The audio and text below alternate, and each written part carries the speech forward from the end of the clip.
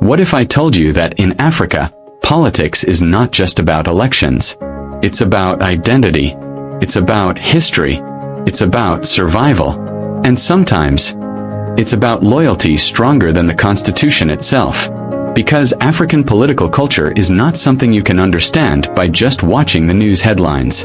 To truly understand it, you have to go deeper, into the roots, into tradition, into colonial scars, into the powerful relationship between leadership and society.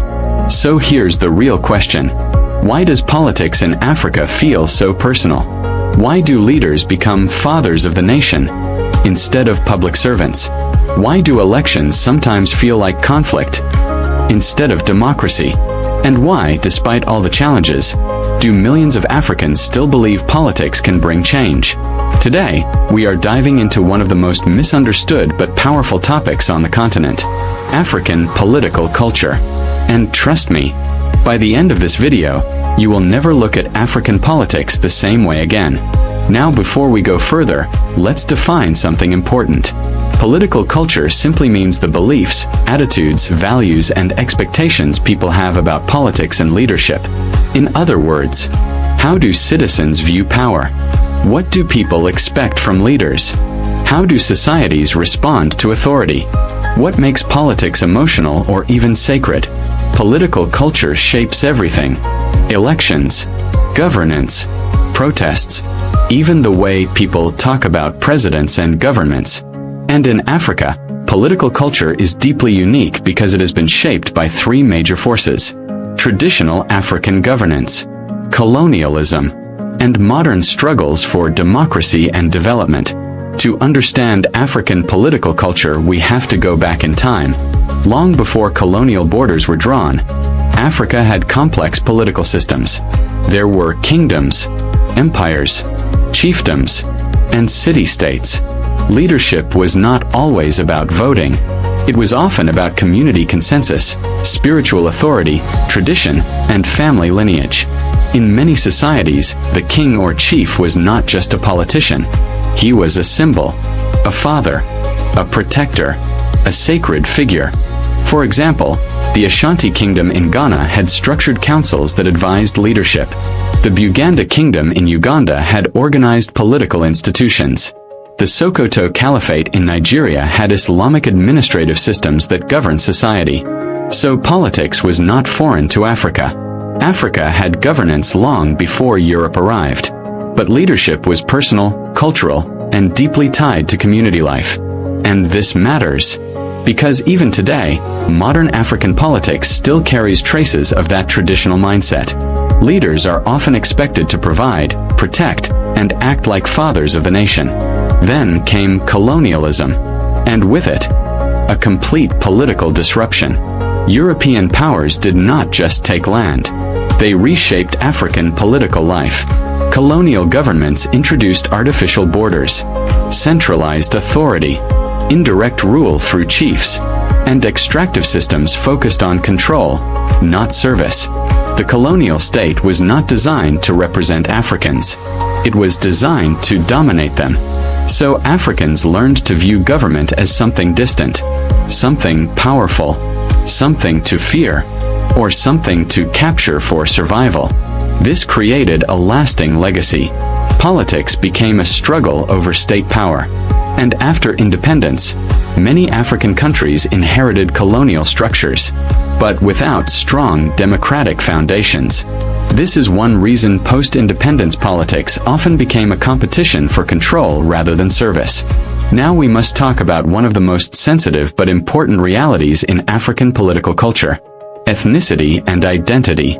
Africa is the most diverse continent on Earth. Nigeria alone has over 250 ethnic groups. Kenya, Cameroon, Ethiopia, Sudan, all incredibly diverse. Colonial borders forced different communities into one political system. So after independence, politics often became tied to identity. People sometimes vote not because of ideology, but because of ethnic trust, regional loyalty, historical exclusion, or fear of marginalization. In many places, elections are not just political contests. They are emotional struggles over representation. This does not mean Africans are tribal by nature. It means political systems have often failed to create inclusive national identities. So ethnicity becomes a survival strategy in political competition.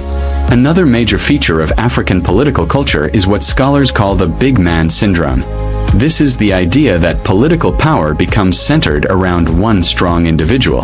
The leader is seen as the nation itself, the ultimate decision-maker, the source of wealth and opportunity. This is why in many African countries, presidents hold enormous power. Sometimes institutions become weaker than personalities, and leaders stay in office for decades. In some countries, constitutions have been changed to extend rule. In others, military strongmen have transformed into political rulers. The big man culture is linked to traditional expectations of fatherly leadership, colonial centralized authority, and weak democratic institutions. Politics becomes personalized. People don't just support parties, they support individuals. But here is the most important part. African political culture is not only about challenges. It is also about resistance.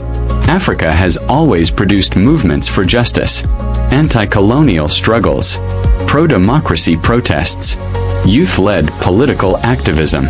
These have shaped the continent's history.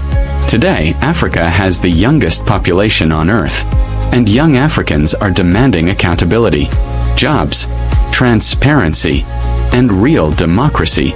Movements like EndSARS in Nigeria, Sudan's youth revolution, democratic activism in Senegal and Ghana show that political culture is changing. Africans are no longer only subjects of power. They are becoming active citizens. The future of African politics may not look like the past. So what is African political culture? It is a blend of traditional leadership values, colonial disruptions, identity politics, strongman systems, and rising democratic consciousness. African politics is complex because Africa's history is complex, and the continent is not standing still. The story of African political culture is still being written by the youth, by citizens, by movements, and by Africans refusing to give up on the promise of better governance.